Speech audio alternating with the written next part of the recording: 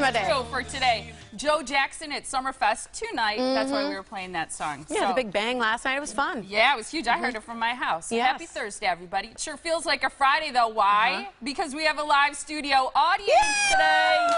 Yeah! I love Today it. is also National Social Media Day, so some of our audience members are super swift on Facebook, Twitter, Instagram, Snapchat, just like Molly. You know, we all know. Oh, you say that in jest?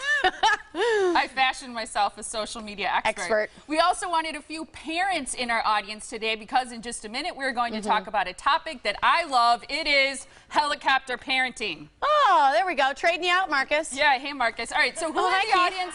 Hi, guys. Okay. Raise your hand in the audience if you're a parent. Who's a parent? Almost everybody. Okay. Okay. Who regularly uses social media? Oh, all of you. Is that everybody? Okay, that's amazing. Okay, that's pretty good. Yeah, that's a good showing of hands. All right. All right, so First up today. Yeah, we got a lot going on. There's a newer term in parenting. Chances you've probably heard of it. It's helicopter parent.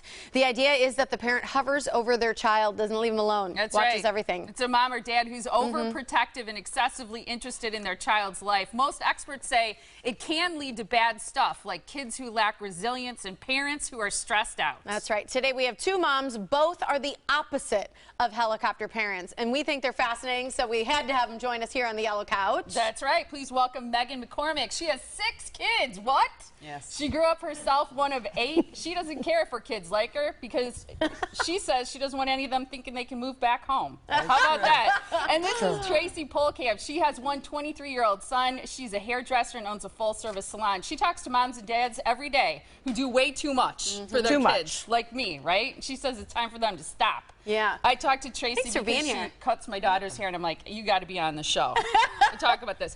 Do you embrace the term non-helicopter parent? Do you think of yourself as a non-helicopter parent?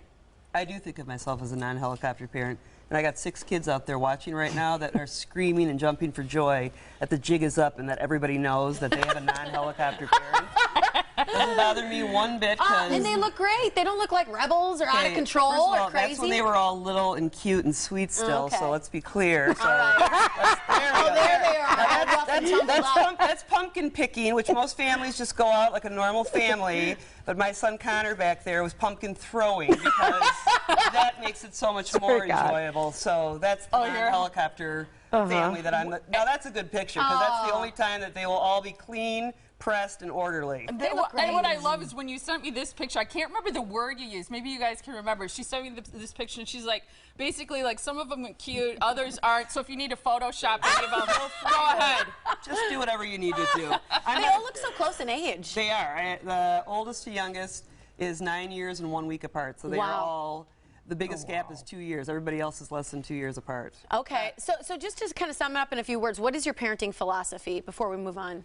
Life is not fair. Yeah. It is infinitely unfair, and I just want to be around to make sure I see the first couple of good licks. And that is a straight up fact. And my kids will tell you that because it isn't fair, and that is the philosophy. I mean, there's no way around that. That's unless somebody got a memo that I did not get about life being fair, I'm telling you, they all know it backwards and forwards. Yeah. See, I love this. And this is, because I asked you this by email. Do you think parents should be a friend of their kids? I have to read your quote, because I don't know if you can say this as well as you wrote it. Okay. No, I gave birth to my kids, not to my friends. I have lots of friends, and none of them are my children. That is true. That's true. What's your philosophy on parenting? Because, see, I think you're sort of a parenting expert in part by osmosis, because you're always around people. They tell you their deepest secrets, and so you're around parents I have like all the over time. 20 years of parenting. Yeah. Yes, I've seen kids come in the salon as young children.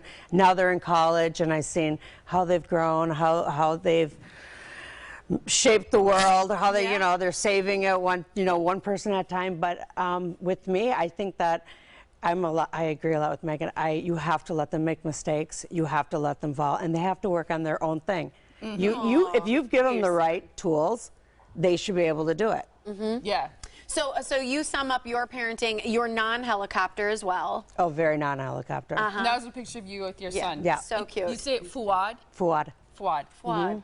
And you know, when you think about like how your child's turned out differently than others, do you see a difference because you're a non-helicopter parent in how your kids relate to other kids, or how you see things happening for them at the ages that they are?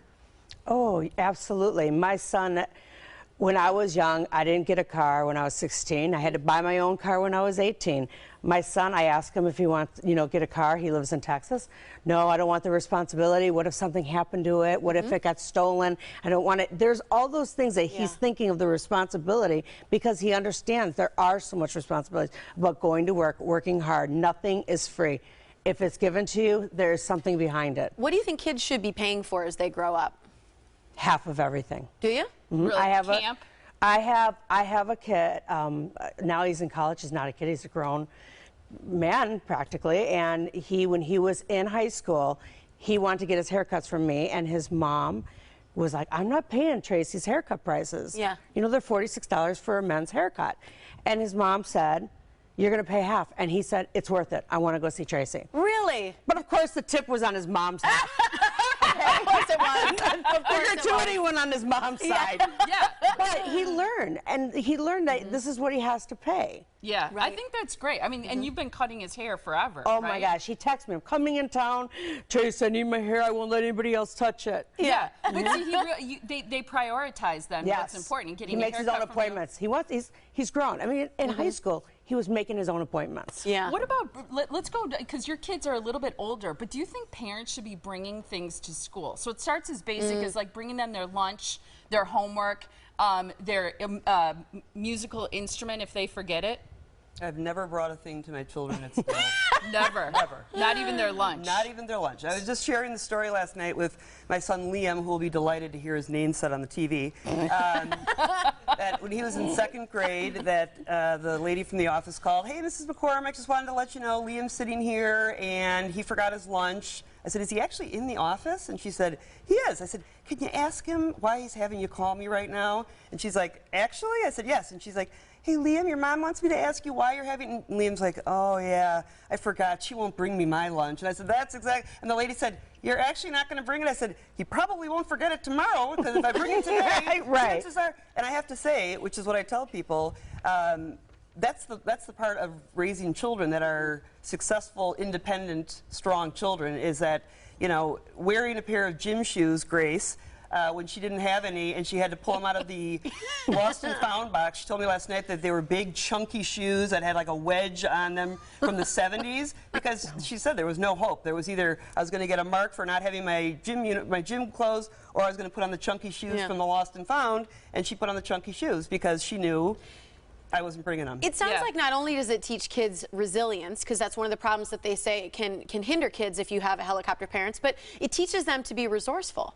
I think that's one of the things that a lot of people talk about in today's society when it comes to being successful, is that it's not always that you are the smartest, or you're the best looking, or you have the best connections. It's that you're the most resourceful, and you can make those things happen for yourself.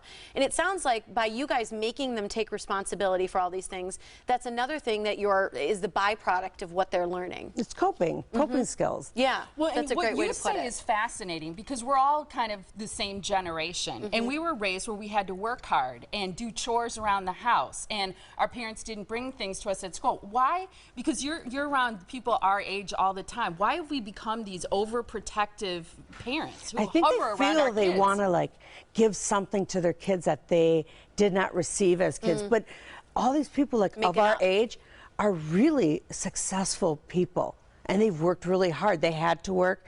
Their parents, they didn't have come where it was like maybe their mom was home, their dad. Things have changed, and so they're trying to make up for things that they didn't have, and they think it's better, and it's really not. Yeah. It's really not. I think that they are trying to spare their children from the life consequences, the natural consequences. That natural consequences, that's Yes, going to right. happen. Yeah. Nobody wants their child to be sad. Nobody wants their child to be unhappy. I mean, I'm around kids all the time because I've got so many of them that's just their friends and everything else. And this is what it is. Everybody's calling a parent to have an instrument brought in, to do whatever. And this is a little sidebar, but in my family, in order to get your temps, you have to have a W-2 form. That means you don't have the job cutting grass or babysitting. Love it. You have to have a W-2 form with your social security number. So in order to get any driving time, that's what has to be done. That's important. I love that. And It's 'cause so they one have of my to- children, who will remain nameless, Connor, and he had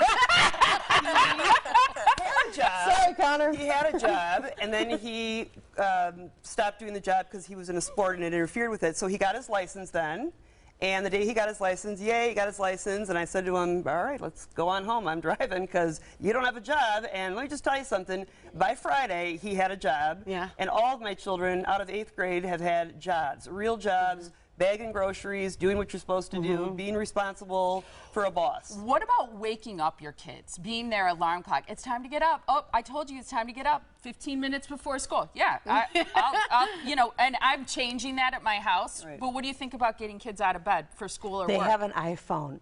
Let them get up themselves. If they don't show up for school, they have a detention. Nobody wants a detention. Oh, I have children that want detentions because they've overslept, and I won't embarrass that child because he knows who he is, Connor. And so we had difficulty this year, his senior year, of him getting out the door for school. So what the deal was is we don't wake our children because if you're old enough to be in high school, then you're should be able to wake yourself up.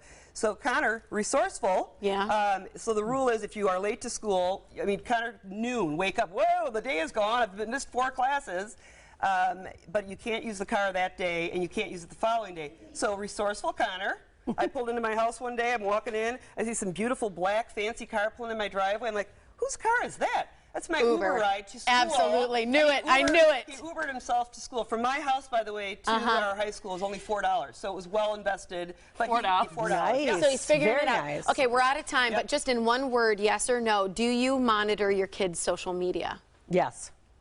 As much as I can. A 23-year-old kid, yes. Okay. And I call them out on it. I think that's fascinating because you're non-helicopter parents, yet you still do that. So we're going to have a little more discussion about that later because that's our sound off for today. Head on out to our Facebook page. You can sound off. How do you monitor your kids' social media accounts and apps? Let us know if you do it, how you do it. We're going to have a discussion later with our audience and with our moms. We'll have a little chat about that when we can. I just have to say, you're both my hero. Yeah, fantastic. I love it. I think My it's son would not fantastic. say that. I got 6 kids. Yeah, applaud them. No cake for you. When they're in their 30s, they will. They'll come back and praise you. Wait, do your kids' friends like you? They do. See, I They knew like it. me. Yeah. They like me more than my kids do. I'm Yeah. not ashamed to say that either. Absolutely. Yeah, you're all hardcore and I love it. Thanks, you guys. All right.